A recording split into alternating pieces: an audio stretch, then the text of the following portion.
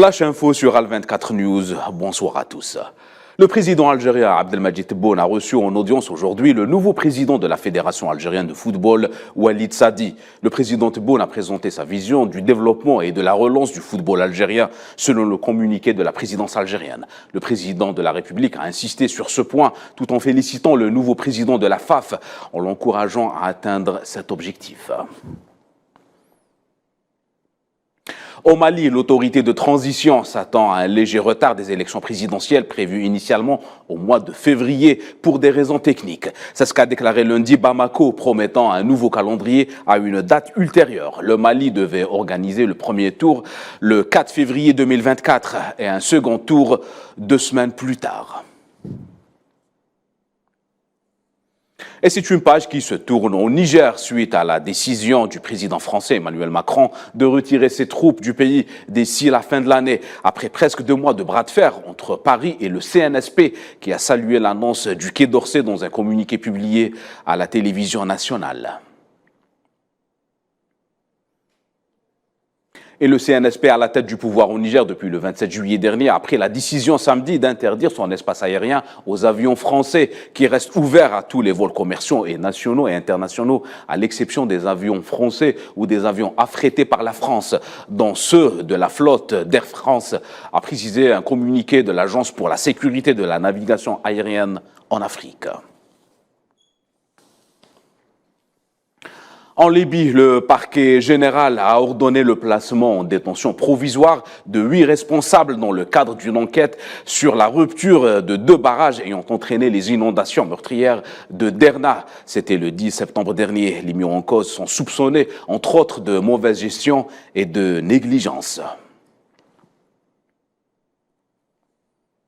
Proche-Orient, des centaines de colons ont pris d'assaut ce lundi l'esplanade de la mosquée Al-Aqsa. Les colons s'y sont introduits sous la protection des forces d'occupation. L'invasion de la mosquée Al-Aqsa par des extrémistes sionistes est devenue récurrente. Les colons y viennent souvent pour profaner l'ancêtre de la mosquée et improviser sur place des rituels talmudiques. Un scrutin présidentiel est prévu en Égypte du 10 au 12 décembre. C'est ce qu'a annoncé ce lundi l'autorité chargée des élections. Les résultats des élections devraient être annoncés le 23 décembre et en cas d'un second tour, les résultats définitifs devraient être annoncés au plus tard le 16 janvier, ont indiqué les autorités locales. L'Iran ne pourra prouver que son programme nucléaire est pacifique que si Téhéran coopère pleinement avec l'organisme de surveillance des Nations Unies. C'est ce qu'a déclaré le chef nouvellement réélu de l'AUA à Vienne, Raphaël Grossi, qui a déclaré à la 67e conférence générale que son organisation avait besoin de garanties crédibles. Dans son discours de lundi, Grossi a salué la sécurité de l'énergie nucléaire qu'il a qualifiée de plus sûre que presque toutes les autres sources d'énergie. Dans le dossier ukrainien, des chars Abrams de fabrication américaine sont arrivés en Ukraine, a déclaré le président ukrainien Volodymyr Zelensky ce lundi. Le président américain Joe Biden a déclaré la semaine dernière que les premiers chars américains Abrams seraient livrés à l'Ukraine cette semaine. Les États-Unis ont envoyé quelques 113 milliards de dollars d'aide humanitaire et de sécurité pour aider le gouvernement de Zelensky depuis le début de l'opération militaire russe au mois de février 2022.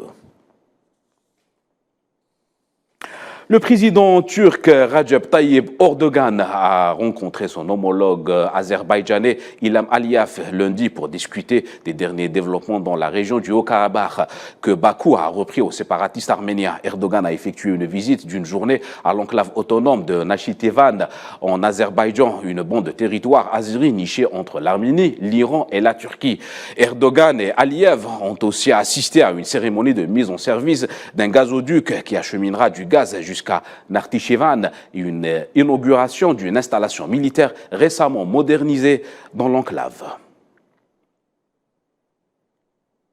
Azerbaïdjan, toujours de leur côté, les hauts responsables de l'administration Biden sont arrivés lundi en Arménie. La visite de la chef de l'agence américaine pour le développement international, Samantha Power, et le secrétaire adjoint par intérim du département d'État américain pour l'Europe et les affaires eurasiennes, Yuri Kim, est la première des hauts responsables américains en Arménie depuis l'instauration d'un cessez-le-feu. La semaine dernière, la délégation est venue affirmer le soutien des États-Unis à la démocratie, selon une déclaration de l'un des responsables américains.